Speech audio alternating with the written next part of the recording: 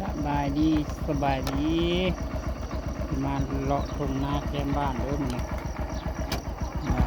อาทีไปนอกเลาะทุ่งตามทางพี่น้องทางไปนาไปประมาณนี้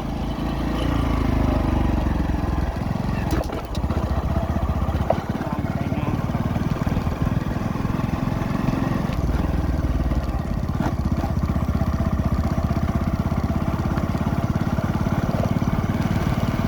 เป็นดำนาเกือบแล้วเลยนะที่ประเทศคน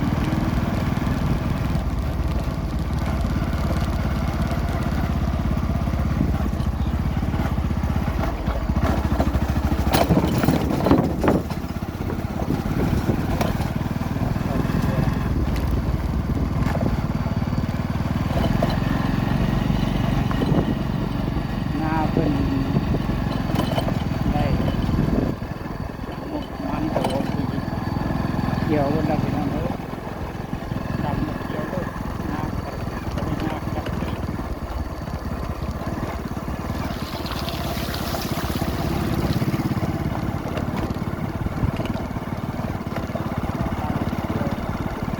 เกี่ยวกระอุ้มเลยสบาย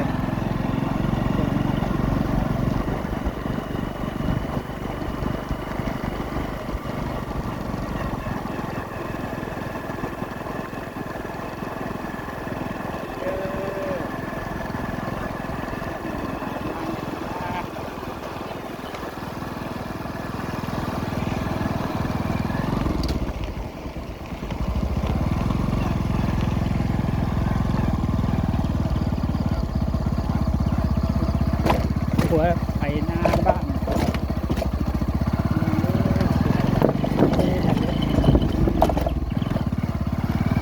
ตรงนี้อยู่เขียวก็ได้พี่น้อง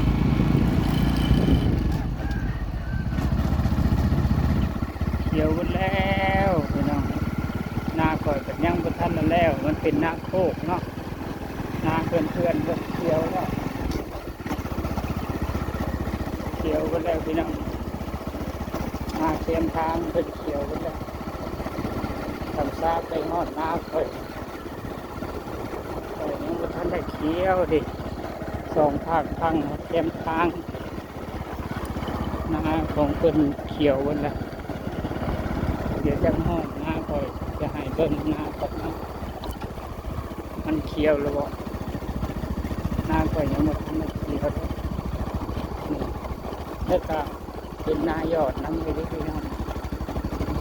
หน้ายอดนี่หน้าดำเพื่อนๆขนาดคนบนโต๊ะเล่นคนบนโต๊ะคนบดีบันไดพี่น้องแต่ว่าประชาชนเพิ่นเป็นนายเฮ็ดนาชาวไร่ชาวนาก็ขมุกขมุยไล่ฟ้าไล่คนอยู่ฆ่าคนจะบดีแต่น้ำใจชาวนาก็ยังดีคือเก่าพี่น้องพากันขยันเฮ็ดให้เฮ็ดนะ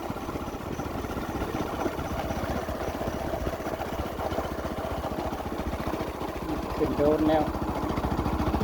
สิไปสู้หน้าข่อยแล้วทางไปนา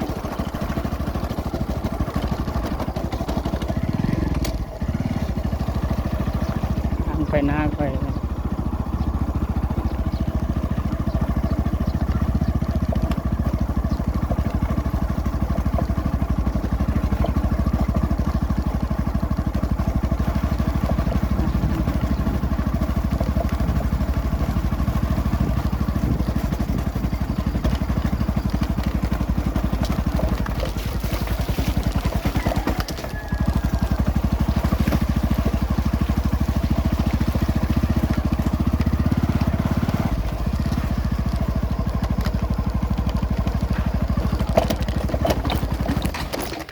เฮ้ยอ่ะ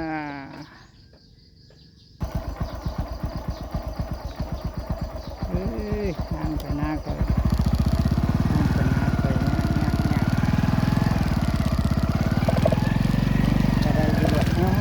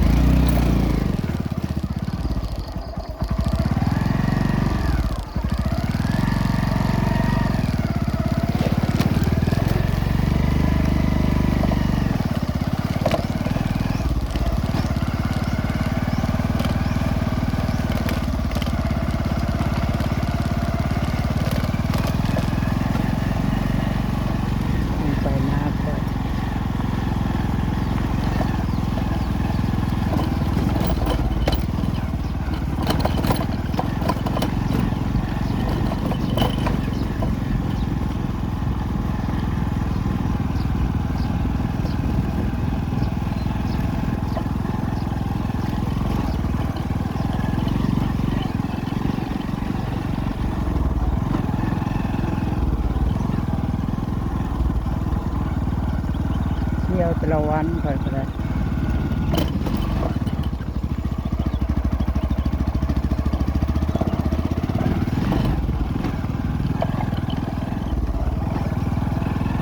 บ่ยอมนอนกับไก่เป็นไรพี่น้องเอ้ยมันหักทางนี่แหละทางมันกับปินให้กับตัวนอนอยู่ขึ้นเขาลงโดนขึ้นก้อยลงโดนเสียงรถมันเข้าพี่น้อง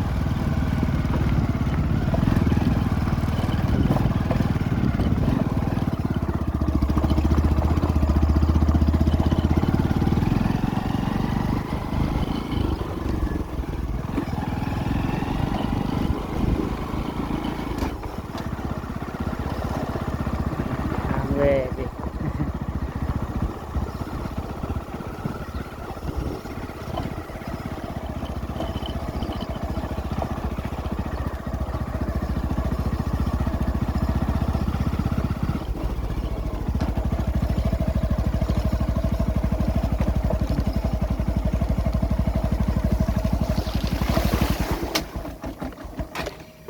อืมทางมันเนี่ยดูพี่น้องเอ้ยเลาะภูมิไทย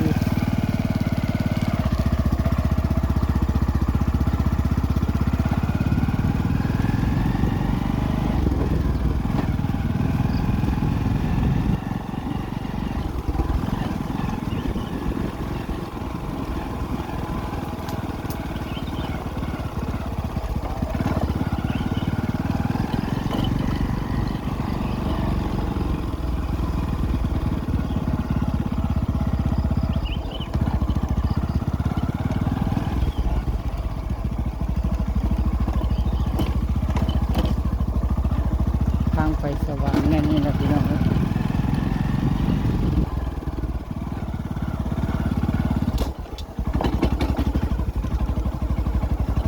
ทางไปสวรรค์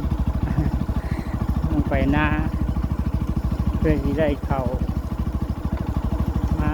จากปั้นสองปั้นบ่ง่ายพี่น้องเอ้ยชาวนาแต่ว่าชาวนาเพิ่นสิง่ายก็บ่ฮู้นั่นใดวุ เพิ่นก็ว่าค่อยง่ายค่อยก็ว่าเพิ่นง่ายนั่นแหละประมาณนี้เนาะใครช่วยหยังก็อยู่น้ำมันนั่นเด้อเนาะพี่น้องภูมิใจนี่หอนนาก่อนแล้วพี่น้อง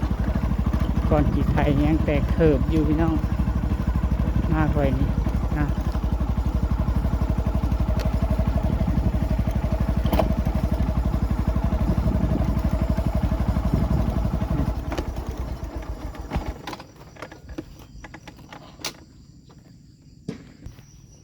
ลูกก้าหาก็ได้ตาเดียวข่อยก็ก้ายังบ่เพิดฮอดตาข่อยดำหน้าข่อยยังลายเด้อพี่น้องเด้อนี่คือว่าอันนี้เนาะสองตายายดำมันสิได้ทำไรดำหน่อยหนึงก็ลงแม่น้ำแล้วสองตายายดำหน่อยหนึงก็ลงแม่น้ำเพิ่นเป็นแห้งใกล้พี่น้องเฮ้ยน่ะรุ่นรุ่นพันอยู่หน้าเพิ่นน้ำลายคือทางอาบน้ำเที่ยวไปอาบน้ำเฮ้ยพี่น้องหอนหน้าคอยอันนี้โอเคเนาะพี่น้องขอบใจเพื่อนๆที่รับชมไปต่อคลิป5